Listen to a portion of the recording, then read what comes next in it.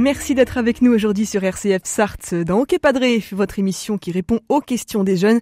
Et aujourd'hui, c'est Bertrand Chaudet, diacre permanent dans notre diocèse qui est avec nous. Bonjour. Bonjour à tous les auditeurs. On va parler aujourd'hui d'un jeu, entre guillemets, qui est assez en vogue en ce moment dans les soirées étudiantes, même parfois dans des moments un peu festifs, un peu conviviaux.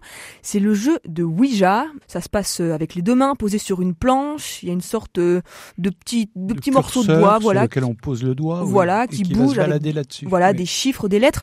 Bertrand Chaudet, est-ce que vous pouvez nous expliquer déjà le Ouija, c'est quoi et surtout à quoi ça sert ? Eh bien, c'est un outil de divination, de rentrer en contact avec des esprits. Cependant, il faut essayer quand même de décrire un peu plus ce que c'est que cette planche. C'est une planche qui peut être dans différents matériaux, qui est souvent aujourd'hui vraiment il y a des figures qui sont assez morbides sur cette planche-là. Alors il y a effectivement tout l'alphabet, les chiffres de 0 à 9, et puis également d'un côté oui, non, et puis peut-être parfois sur certaines planches fin.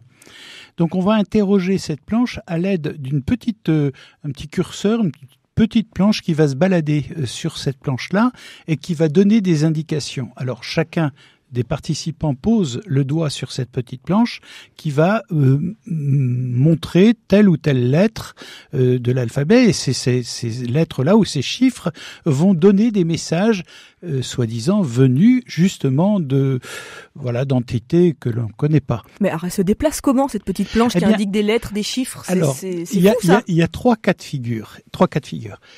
Ça peut ne pas marcher parce que les gens font ça en rigolant. Enfin voilà, c'est bon. Alors la planche, cette petite planche, ce petit curseur ne se déplace pas ou se déplace de manière totalement anarchique et rien ne se passe. Il y a un autre aspect qui est d'ordre psychologique. Et l'ordre psychologique, c'est l'idéomoteur.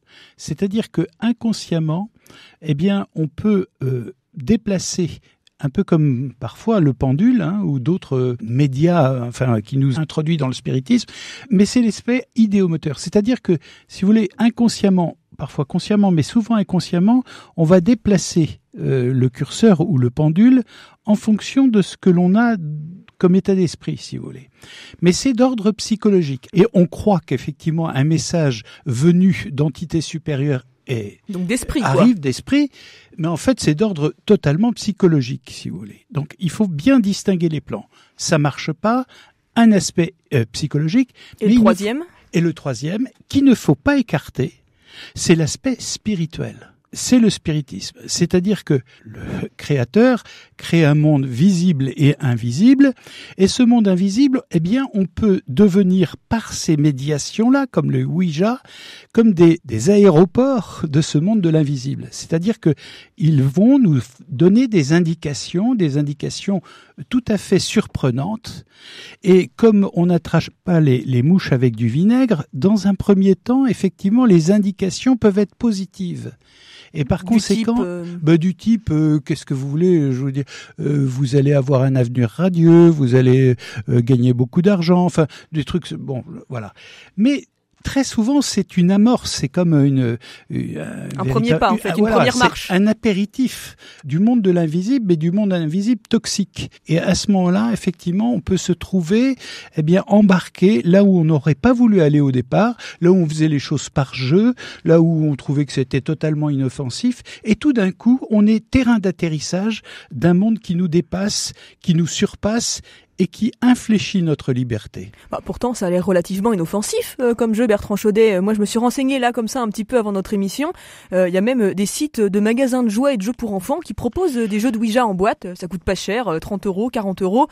C'est plutôt sympa.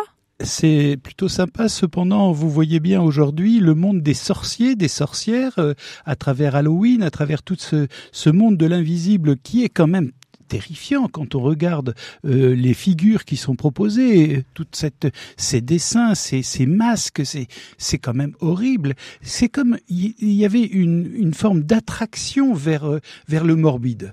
Et par conséquent, toute une jeunesse qui a été imprégnée par exemple d'Harry Potter, mais aussi de tout ce monde des sorciers et des sorcières, eh bien finalement on essaye d'être à la mode comme tout le monde, et puis finalement d'opérer ce type d'expérience, parce qu'il s'agit pour les jeunes de faire des expériences, mais des expériences qui sont totalement, vraiment délétères. Il y a eu des phénomènes assez graves qui se sont déroulés justement à l'issue de certaines parties de Ouija. On a 2 exemples donc, qui ont été sourcés, c'est factuel, ça a été repris dans des médias connus. On pense notamment à ce qui s'est passé en mars 2023, donc ça a été révélé par des journalistes du New York Post. Il y a 30 jeunes filles qui ont été hospitalisées en Colombie après s'être amusées au jeu Ouija. Ça s'est passé lors d'une soirée dans leur école. Il y a eu 30 cas d'évanouissement, d'anxiété, de symptômes post-traumatiques. Apparemment, c'est un phénomène qui est assez fréquent selon les infirmiers de l'hôpital local. Et il y a eu un événement beaucoup plus dramatique. Un jeune homme de 17 ans, José Mauricio, lui, il a été retrouvé nu, mort, enroulé dans un drap dans la banlieue de Bogota. Et là, c'est ses amis qui ont reconnu l'avoir tué. Un meurtre commandé par une planche Ouija. C'est la planche qui leur a dit ça. Là, ça paraît un peu délirant, Bertrand Chaudet, ou pas ?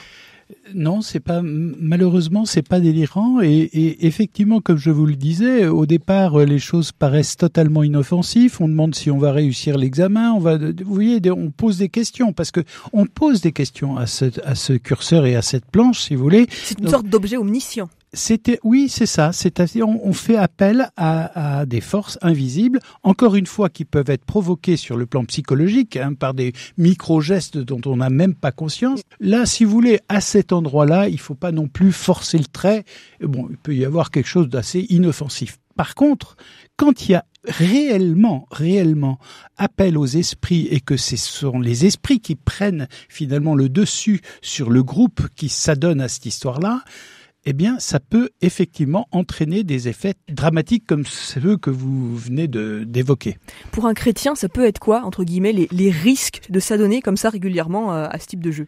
Eh bien, c'est effectivement se détourner de Dieu. C'est de se détourner de Dieu et c'est un aspect totalement idolâtrique.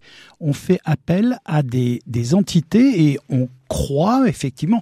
Finalement, on fait allégeance à ces entités-là. On se remet à ces entités de l'invisible que l'on ne connaît pas et qui prennent pouvoir sur nous.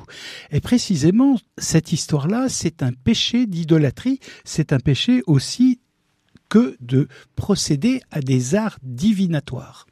Des arts divinatoires, mais est-ce que l'Église, du coup, elle a une position un petit peu sur cette question ? Est-ce qu'elle s'est emparée, peut-être pas forcément de la question du Ouija spécifiquement, mais est-ce qu'elle a quand même quelques orientations ? Effectivement, elle se réfère à la Bible, ou déjà dans la Bible, dans l'Ancien Testament. Le prophète Samuel a été aussi... a combattu ces esprits d'une femme d'Andorre. C'est décrit dans le premier livre de Samuel, au chapitre 28, versets 8 à 17. Et effectivement, on voit ce combat entre les forces de l'invisible, de la divination que je décrivais brièvement, avec le fait d'être obéissant à la volonté de Dieu, à sa parole qui nous libère, qui ne nous enferme pas dans des perspectives qui sont, avec le Ouija, déterminantes et desquelles on ne peut pas s'extraire. Alors, dernière question, Bertrand Chaudet, pour les jeunes, les étudiants, les jeunes pros peut-être qui nous écoutent. On l'a bien compris, ce jeu de Ouija, en général, ça se fait en groupe, ça se fait en soirée. L'ambiance au départ, c'est plutôt sympa, c'est convivial, on boit un verre. Et parfois, la soirée va prendre un peu cette orientation. En tant que chrétien, en tant que jeune, comment se positionner par rapport à ça pour tout simplement rester droit dans ses bottes et pas passer non plus pour un coincé ? Je pense qu'il ne faut pas, en aucun cas, participer à ce genre de pratique. En aucun cas.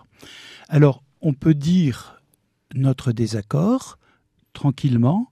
Si notre désaccord n'est pas entendu, il faut quitter les lieux. Il ne faut pas rentrer dans une compromission avec ce type de pratique.